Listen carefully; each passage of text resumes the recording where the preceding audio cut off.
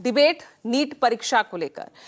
आपने सुना ही होगा, नीट एमबीबीएस यानी डॉक्टर की तैयारी करने वाले वो तमाम छात्रों के लिए इससे बड़ी दुखद दर्दनाक खबर क्या हो सकती है कि जो 3-4 सालों से जो प्रिपरेशंस कर रहे थे वो पेपर फिर से रद्द हो गया। अगले 7 से 10 दिनों में एक बार फिर से तारीख की घोषणा की जाएगी, लेकिन बड़ा सवाल कि आखिर ये गड़बड़ियां कब तक होती रहेगी, कमी आखिर है कहां।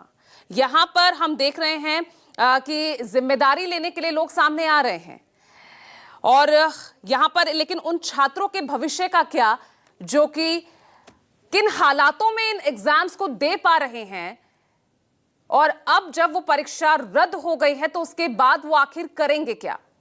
कितना पैसा ना सिर्फ छात्रों का, जबकि एनटीए जो एजेंसी लगी होती है उनका भी खर्च होता है। आखिर इसके लिए जवाबदेही किसकी बनती है, आज इसी पर हम चर्चा करेंगे। हमारे साथ खास मेहमान जुड़े हुए हैं। सबसे पहले कुछ बयान सामने आए हैं, वो सुनिए, फिर आगे बढ़ते हैं। पता नहीं, तो देखो तय में जाने वाली बात है एसओजी को कि एसओजी ने क्यों इसमें जानबूझ कर डिले कर रही थी। ये मैं दावे से कह सकता हूँ एसओजी के अंदर जो है कॉन्शियस डिसीजन था कि इसको हमें आउट नहीं करना, जहाँ तक मुझे इत्तला मिल रही है। और एसओजी ने जानबूझ के एफआईआर दर्ज क्यों नहीं करी। एफआईआर दर्ज करने के बगैर आप ऑफिशियली कैसे तफ्तीश कर सकते हो। इनकी नीयत में कहीं कहीं खराबी है, इसलिए जानबूझ के एफआईआर लॉन्च नहीं करी। अब एनटीए ने इसको जब रद्द किया है तब इनके आंखें खुलेगी कि ये बदनामी पूरे प्रदेश की हुई है, सरकार की हुई है। तो यही देखा है कि 2.5 साल में जितनी भी परीक्षा हुई है राज्य में, एक भी पेपर लीक नहीं हुआ और हमें ऐसा लग रहा था कि माफिया पूरी तरह से खत्म हो गया। खत्म भी हो गया। बड़े बड़े माफिया जेल की हवा खा रहे हैं और आरपीएससी के मेंबर तक जेल में। वो खुद स्वीकार कर रहे हैं 60 लाख में पेपर बेचा। पिछली सरकार ने तो कोशिश नहीं की। हमने एक एक परीक्षा का हिसाब लेकर उनको उगलवा लिया है। लेकिन ये एक दुर्भाग्य, कलंक लग गया शायद सरकार पे भी।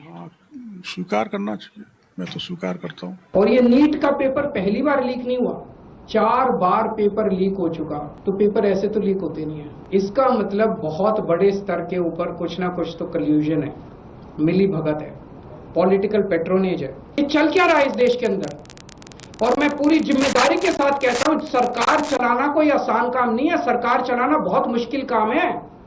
जिन लोगों से एक पेपर ठीक से नहीं होते बिना लीक करवाए, वो सरकार क्या चलाएंगे। It is a case of complete कल्यूजन। लाखों करोड़ों बच्चों के भविष्य के साथ खिलवाड़ किया जा रहा है। उन सब बच्चों के साथ मेरी संवेदनाएं हैं और मैं उन सब बच्चों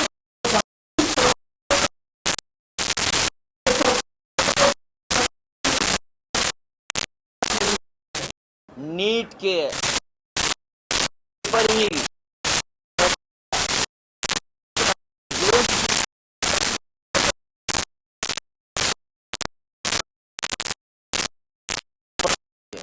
पेपर सिलसिला तत्काल प्रभाव से खत्म हो जाना चाहिए।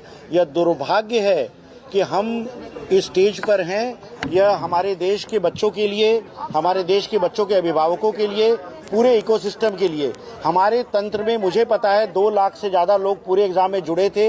यह किसी के लिए श्रेयस्कर नहीं है। हम इस बात की जिम्मेदारी लेते हैं कि जो हुआ गलत हुआ, हम उसको कैंसिल कर रहे हैं, दोबारा कराने की ले रहे हैं।